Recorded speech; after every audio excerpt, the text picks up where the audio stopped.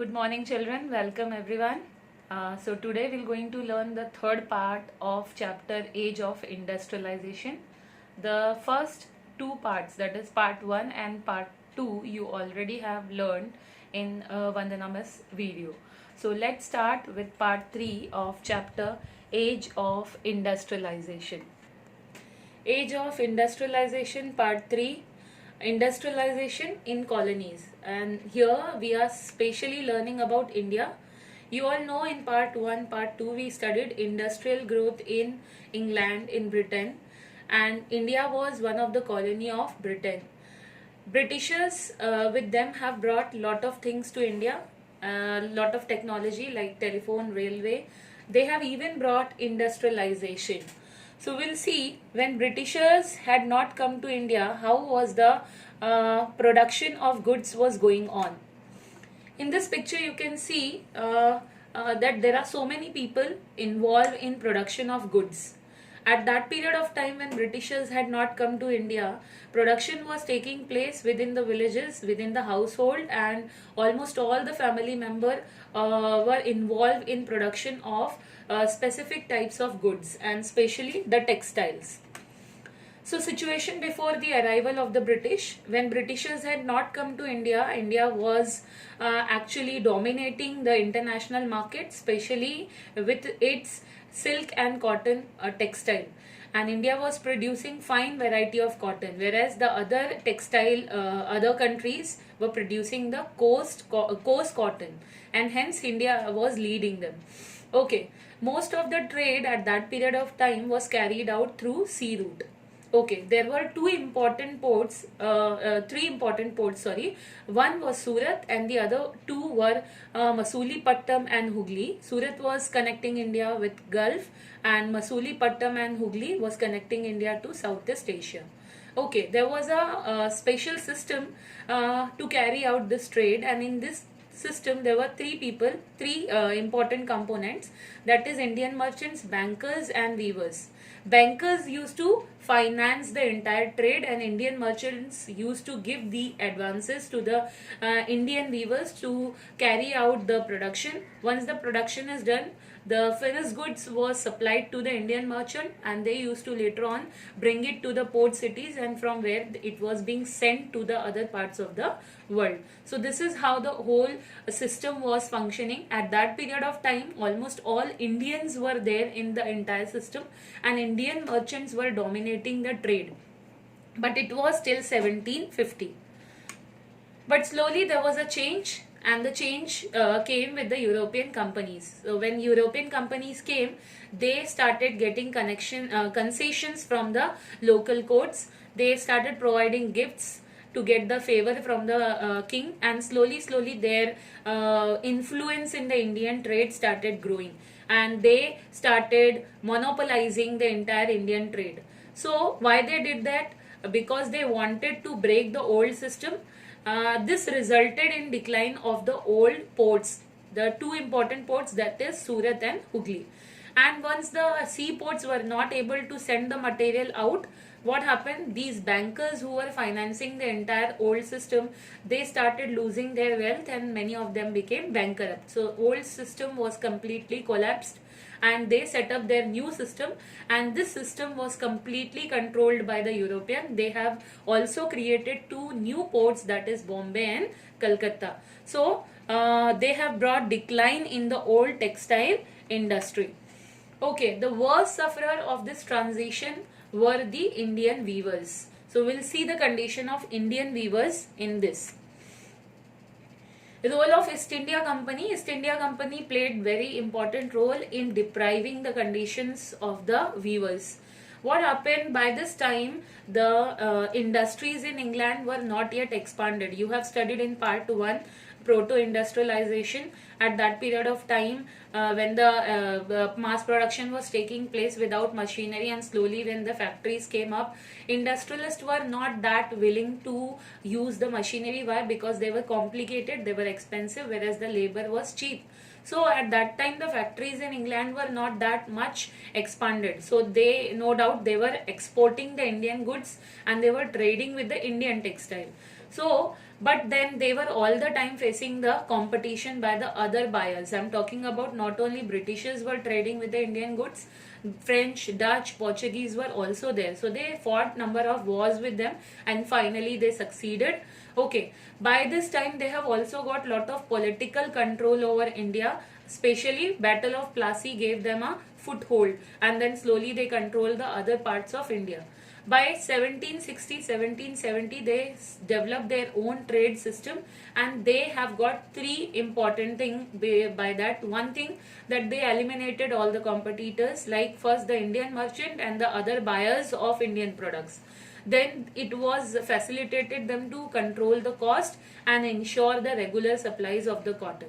Okay, for achieving these three things, they have employed two steps. One, that they appointed the gomastas. You will get a question for 1 mark. Who were gomastas? So gomastas were the paid servants who were being given the job to supervise the weavers in the villages, collect the supplies from them, and if the quality is not good, they have to look into it. And second thing, they were paying the advances to the weavers, and this was making the weavers to be bonded with the East India Company, that they cannot sell their goods to any other buyer. So they lost their opportunity of bargain, and now the cost of the product was decided by the East India Company, which is many a time was very low, and this has also given them a regular supply. So this is how East India Company have brought lot of miseries to the weavers. Here I like to explain to you children, gomastas were the outsider. They were not sentimentally connected to the weavers, whereas in the old system, the supervisors used to be the people from the villages. So they were so more emotionally connected to them. So gomastas and Indian weavers used to there was very often clashes started between them, because these gomastas were so rude and strict that many a time when they were not able to produce the good on the given time, they were being given punishment through the soldiers. And slowly what happened, due to that, weavers were not liking the gomastas, not liking the whole system. Not only that, earlier weavers were having a facility that in the rainy season they used to cultivate the land, but now as they have to produce the good on the given period of time, they were not cultivating the goods, they were not cultivating in their land. They have started giving their land on lease, and the whole family member used to do the weaving job. Slowly what happened, the whole situation, as it became so tight and strict for the weavers, they started losing interest, and many of them got so bugged up that they closed their workshops only, and they gave up this job of weaving. Many weaving villages were deserted, and weavers migrated to the other places where their blood relatives were there. So this is what was the problem Indian weavers have faced. But their problems are not ending here. There was another problem, that is Manchester comes to India. Manchester was a place where the industrial revolution or industrial growth took place, and this area was well known for its textile industries.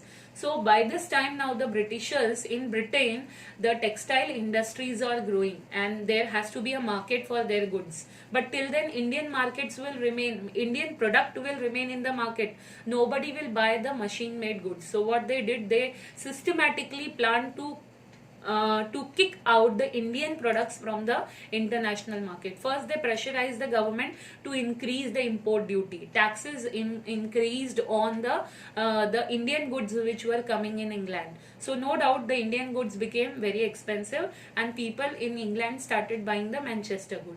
Not only that, they started bringing more machine made goods here in India, and what happened, due to that, already the international market was collapsing, and in the local market also Indian weavers were facing competition with the machine made goods, and machine made goods were cheaper, whereas Indian made handmade goods were expensive. So no doubt the consumer will not going to buy the expensive product. Not only that, raw material was also not available, because all the raw cotton which was available in the Indian market was going to the machineries for which was based in England. Even when the US Civil War started, it has stopped the export of raw cotton from USA. So there was only one source for the raw cotton, that is India. So the prices of raw cotton was exorbitantly high and Indian weavers were not able to buy them. We're going to discuss now. By this time, there were some people who were thinking of creating industries in India. So we were going to discuss this topic. Factories came up. So we'll discuss who were the early entrepreneur. One picture is given here, Jamshedji Gigi Boy. Okay, we'll discuss where the early Indian industries came up in India, because this was one of the influence. With their influence, industries started emerging in India as well. So the first cotton mill set up in Bombay in 1854, and then later on by 1862 there were 4 mills in Bombay itself. In 1855 the first jute mill set up in Bengal, and in 1860 Elgin mill started in Kanpur. 1874 first spinning and weaving mill in Madras began production. So these early industries were set up by the Indian entrepreneurs. We'll see who were the early Indian entrepreneurs who started these industries. The very first and very important name is Dwarkanath Tagore.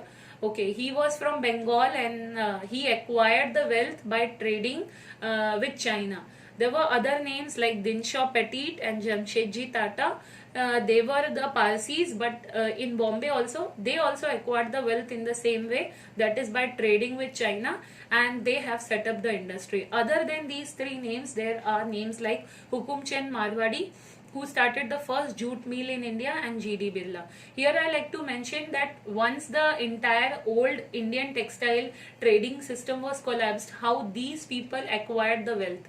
These people acquired the wealth. Why? Because at that period of time, England was also holding control over China. China was also one of the colony of England, and England was exporting opium from India to China, and from there it was buying tea and distributing and selling that to India. So they require help of local merchants. These local merchants help the Indian English merchants and Indian English trading companies in exporting and importing these goods, and with this they acquired lot of wealth.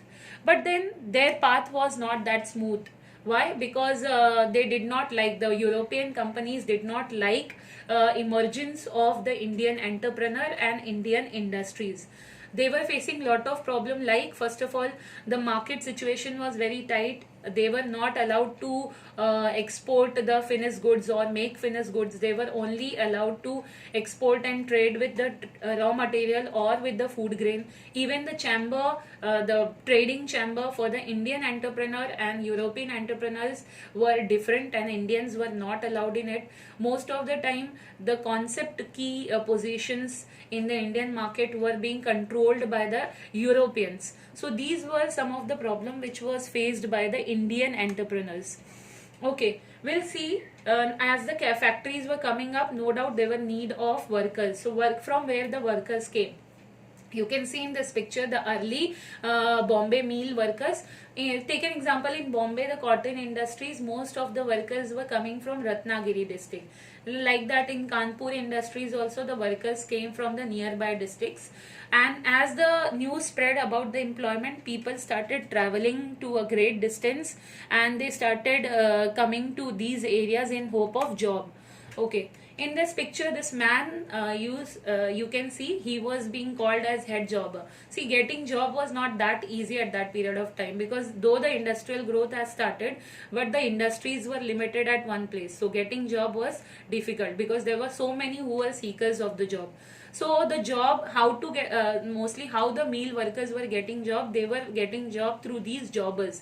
These jobbers were the old mill workers who had earned trust of the industrialist, and they were given the job to recruit, to make new recruits. And most of the time these jobbers were giving job to the people of their own villages, helping them to settle in their city, and also helping them with the financial help. So this is how the industrial growth took place. Okay, in this picture you can see the attire, the cloth, and his posture itself telling that he is different from the other meal worker. So children, here I completed part 3 of the chapter. In the next video I'll start with part 4th of the chapter, where I'm going to teach about the market for the goods. Thank you, children.